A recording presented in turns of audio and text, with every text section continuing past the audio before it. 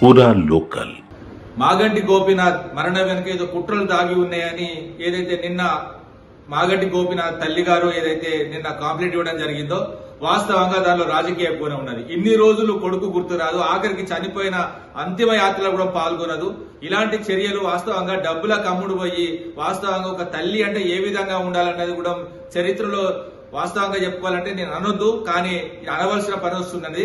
ఒక తల్లి ఏదైతే నువ్వు దగ్గర ఉండి పెళ్లి చేసినావు, పెళ్లి చేయలే అని చెప్తావు, వాస్తవంగా అన్ని విషయాలు తెలిసిన తర్వాత నువ్వు రేవంత్ రెడ్డి డబ్బుల కమ్ముడు పోయి రాజకీయంగా ఏదైతే ఒక లబ్ధి చేకూర్చాలని నువ్వు చూస్తున్న తీరు వాస్తవంగా చెప్పాలంటే సభ్య సమాజం మీ వైపు ఒక విధంగా చూస్తున్నారు. దయచేసి మీ ప్రవర్తన మార్చుకోండి. ఒక తల్లి అంటే ఒక తల్లిలాగానే ఉండాలి.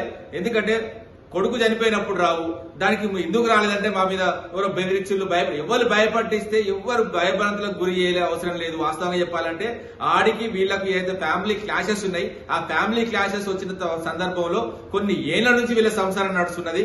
పిల్లలు పుట్టినప్పుడు గుర్తు రాదు, దగ్గర ఉండి పెళ్లి చేసినప్పుడు గుర్తుకు రాదు, అన్ని విధాలుగా సహకరించినప్పుడు గుర్తు రాదు. ఈ రోజు ఏదైతే ఎన్నికలకు పోగానే దాదాపు 3 పిల్లల్ని వేసుకొని ఆ తల్లి, ఆమె కూడా ఒక ఆడపిల్లే, ఒక ఆడదన్నది మర్చిపోయి వాస్తవంగా ఇలాంటి చర్యలు, ఇలాంటి రాజకీయం వాస్తవంగా శవ రాజకీయాలు చేయడం కాంగ్రెస్ కి చెల్లు. ఎందుకంటే వెనక ఉండి ఎవరు నడిపిస్తున్నారో చూస్తున్నాం. ఏ విధంగా అయితే వాళ్ళ తల్లి గారు ఏదైతే మాగంటి గోపీనాథ్ గారు తల్లి గారు వీడియోలో మాట్లాడినప్పుడు కూడా కాంగ్రెస్ సంబంధించిన ఏదైతే కార్యకర్తలు బ్యాక్ సైడ్ ఉంటున్నారు.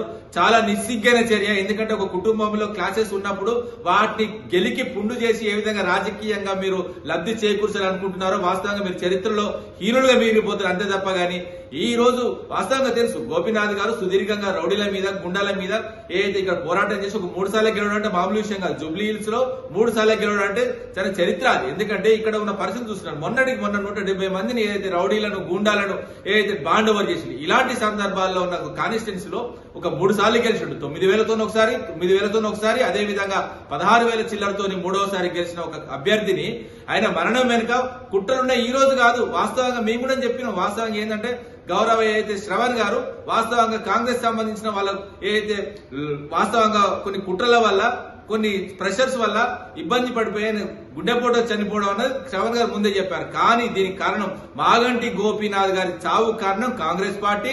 ఈ రోజు ఉప ఎన్నికలు రావడానికి కారణం కాంగ్రెస్ పార్టీ. నువ్వు కాంగ్రెస్ పార్టీ మీద నువ్వు చర్యలు తీసుకోక, కాంగ్రెస్ పార్టీ మీద నువ్వు కంప్లైంట్ చేయక, ఈ రోజు నువ్వు ఒక తల్లి పై ఉండి కాంగ్రెస్ డబ్బుల కమ్ముడు పోయి నీకు సొంత కొడుకు మీద రాజకీయం చేయడం అంటే ఇది చాలా నిస్సిగ్గైన చర్య.